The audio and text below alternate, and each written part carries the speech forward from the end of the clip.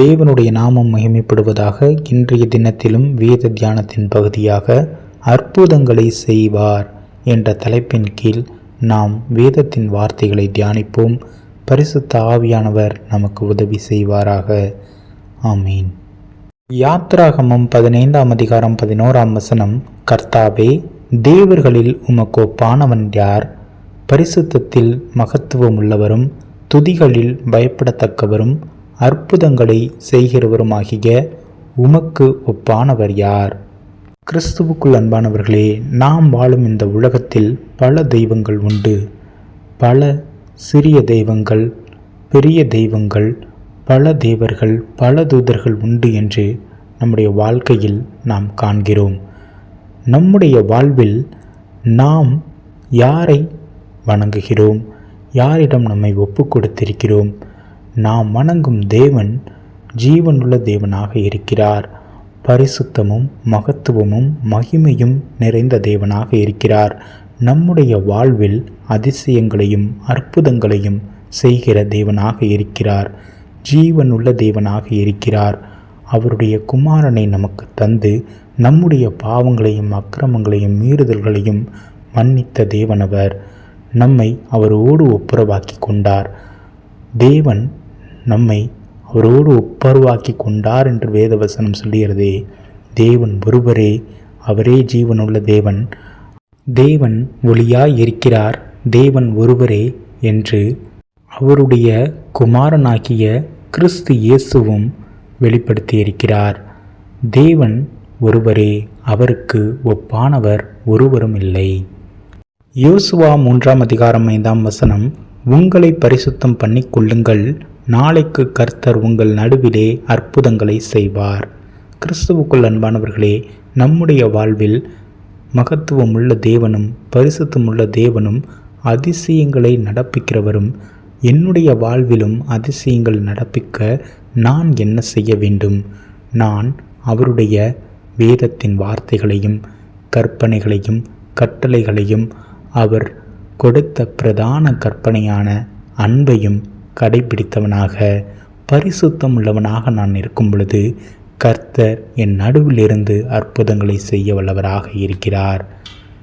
யோவான் 6ஆம் அதிகாரம் 14ஆம் வசனம்.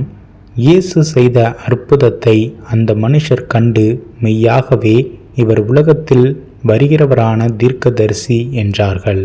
கிறிஸ்துவுக்குள் அன்பானவர்களே, இயேசு கிறிஸ்துவானவர் பிதாவினால் குமாரன் என்று முன்னுரைக்கப்பட்டவரும் முதற்பேரான குமாரனுமாக இருக்கிறார்.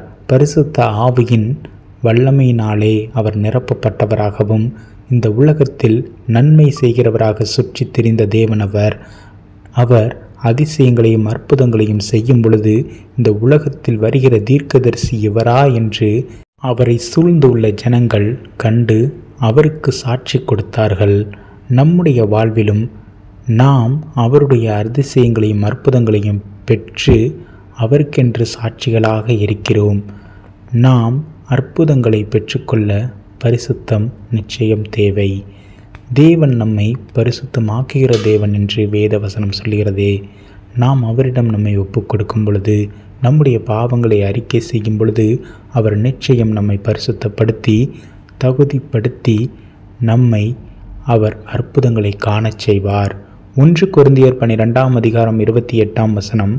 தேவனானவர் சபையிலே முதலாவது அப்போஸ்தலரையும், 2வது தீர்க்கதரிசிகளையும், 3வது போதகர்களையும், பின்பு அற்புதங்களையும் ஏற்படுத்தினார். கிறிஸ்துவுக்குள் அன்பானவர்களே, தேவன் நம்மை சபையாக இணைத்து நம்மை வழிநடத்த அப்போஸ்தலர்களையும் தீர்க்கதரிசிகளையும் போதகர்களையும் நம்மிடம் அற்புதங்களை அவர் செய்கிறதற்கு பரிசுத்த ஆவியானவரை துணையாக கொண்டுள்ளவர்களையும் நமக்காக எழுப்பினார். கிறிஸ்துவுக்குள் அன்பானவர்களே, நம்முடைய வாழ்வில் நாம் அதிசயங்களையும் அற்புதங்களையும் காண தேவன் விரும்புகிறார். அவர் நம்மை சுற்றி சூழ்ந்திருக்கிறார். நாம் அவரிடம் நம்மை முழுமையாக ஒப்பு கொடுப்போம். நிச்சயம் அதிசயங்கள் காண்போம்.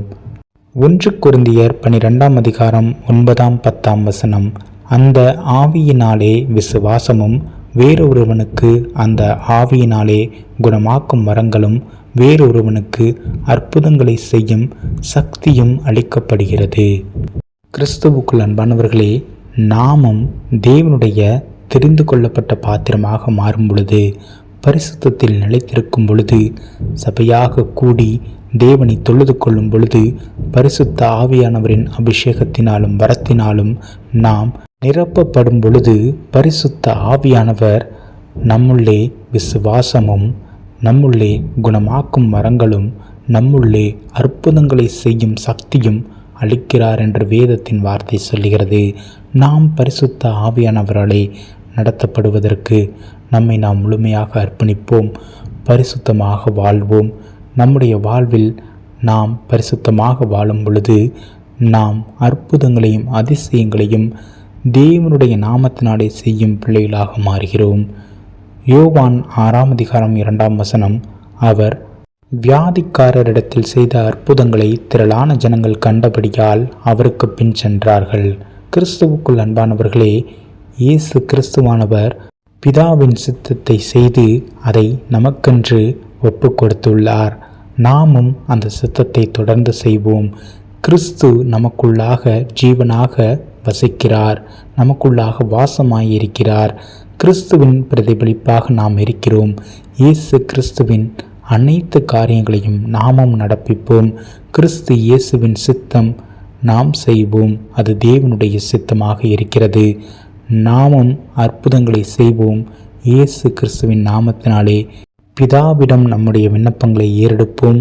இயேசு கிறிஸ்துவின் நாமத்தினாலே அவருடைய கிருபையும் சமாதானமும் நம்மை சூழ்ந்து கொள்ளும். கிறிஸ்து இயேசு நம்முள் நிறைந்து நம்மை ஆசீர்வதித்து பலப்படுத்தி நம்மை வழிநடத்துவார். அற்புதங்களையும் அதிசயங்களையும் நிச்சயம் நம்முடைய வாழ்வில் செய்வார். ஆமீன்.